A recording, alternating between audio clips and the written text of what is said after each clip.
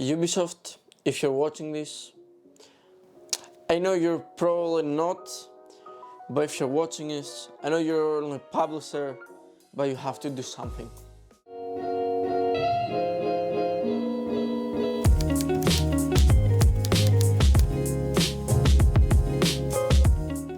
Hey, how's it going, guys? Welcome back to the fam. Today we're reviewing the Champions of Norrath. Oh, I forgot the title.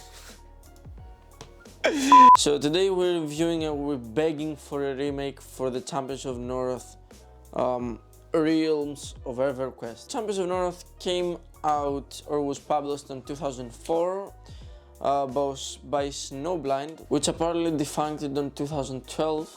They're no longer a company.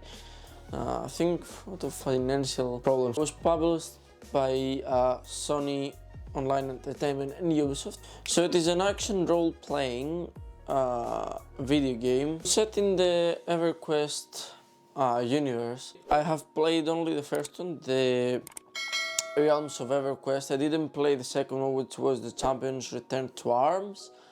I don't know of that game. I saw some gameplay, slightly different. It's a third-person game, but if this game would be remade or remastered in a 2020 version with graphics and everything that is needed, that would be a hit. Because this game for 2004 with that graphics and the storyline and the effects, everything you could do, it was like massive. It was just massive. Like even now I can play and enjoy. However, the graphics are a bit out of date, I would say. We're gonna see soon. So the designers of this game are Paul Knichen and Chris Avellone. So if you know any of these guys, beg them for a remake. No, sorry. Alright, so before we get into the gameplay, for me this game is pretty much a grandpa or a grandfather. I don't know if I can say WoW, but for Lineage, for sure. Maybe WoW, maybe more, and even for Call of Duty, I'm pretty sure. And why I'm saying Call of Duty is a totally different game, it's not an RPG, it's a shooter game, but in this game is obviously a very old RPG where you choose a race or a character, you level up, get abilities, items, upgrade and stuff, which is most of the RPGs like MO, if you play that, or Lineage or WoW. And for Call of Duty, why I said that is because in this game you can actually do something like a prestige. So after you finish the game once, you need to do it another 5 times in order to get the maximum levels and the highest items, you know. And then I don't know what happens. I only did 3 prestiges back in the day on PlayStation 2. I never did 5, all of the 5 of them. So this game is pretty much a hack and slash. There are 5 different types of characters in this game: Barbarian Warrior, Wood Elf Rangers, High Elf Clerics, Erudite or Erudite, I think it's Erudite, Wizards, and then we have Dark Elf Shadow Knights. Well, the storyline is a bit more simple, I would say. As most of these games, you have a storyline that you're the hero and you need to save the country. So basically the orcs and the monsters, they team up together and they tend to destroy their town or something. Don't remember names, I'm sorry if you're a nerd of this game. I'm just a fan. Your leader is calling you as a hero. Someone who liked to sacrifice his life and fight for the village. We're gonna see in the gameplay soon. Alright, so as we see the intro right here, we have our I don't know, Lord King, I don't know what to call him exactly. Champions of Norrath, thank you for answering. So basically, yeah, he explains about the situation. Orcs and goblins, sorry, not orcs and monsters. I'm sorry. Who can turn aside this. So here we can see all our races. Our kingdom and all of Norrath. Who amongst you will take up the sword, the staff, the hammer, and drive this scourge from our land? If there be any who would lay down their life for the glory of Fadewar, to the defense of Norrath. Then speak now. Oh my god, hold up, pause it. This loading screen, bro. Okay, so this gameplay is from the emulator for PS2. But on the original PS2, this loading please wait screen, it would feel forever. Alright, so here we are. See, here we can see our players. Each race got the male and the female version, of course. We had the barbarian king here, warrior, who was more like a tank.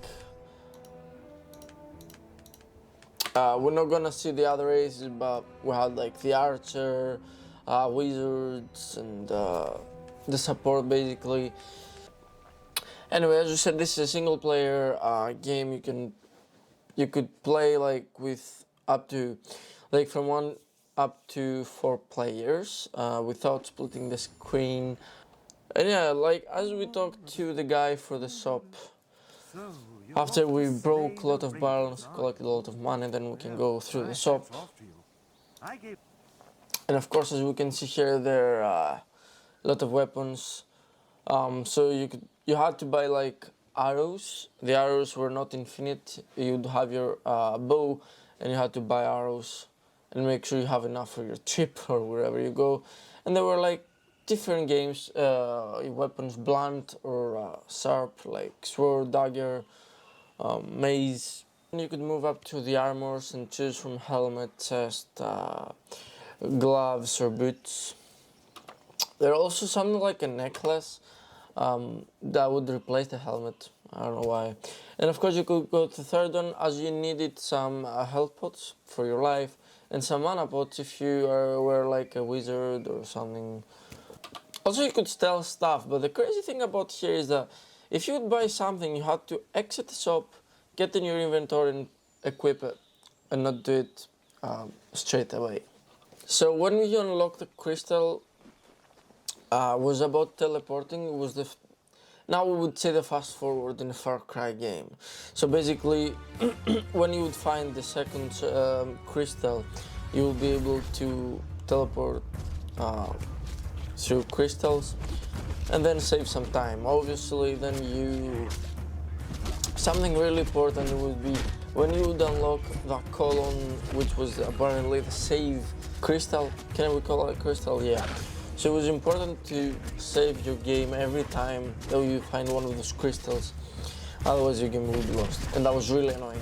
And here we fight our goblins, and after we kill those 30 goblins, we will see that we'll be able to use the elevator and go to the real world, to the forest. So here we just came down the elevator, and here we see the forest. And if you see, man, like we're talking about 2004, still the old windows. I think it was still the 96, I think so, or 97, I'm not sure which ones, but man, like, can you imagine this game, a version of this game in 2020, man? I'm telling you, bro, that would be a hit. So after we do all the caves, we can go under the ground, and finish all the caves. We have to do like 5 games, then we can fight the boss. And after you fight the boss, you're good to go to the next area. But yeah, the bosses are interesting as well. You fight like orcs, ants, even Zeus. If we ever would see this game remade or remastered, I don't know, man, like Ubisoft, I know you're a publisher, only publisher, but I'm pretty sure you know people who can do that. Even Blizzard, I don't know. I don't really care who. That would be the game, and let me know down below in the comments if you'd like to see this game as a gameplay on this channel, or if you'd like us to stream this game on Twitch, maybe, so we can get it, because I really love this game, man. Leave a like if you enjoyed the video and share with your friends. Thank you so much. I'll see you in the next video.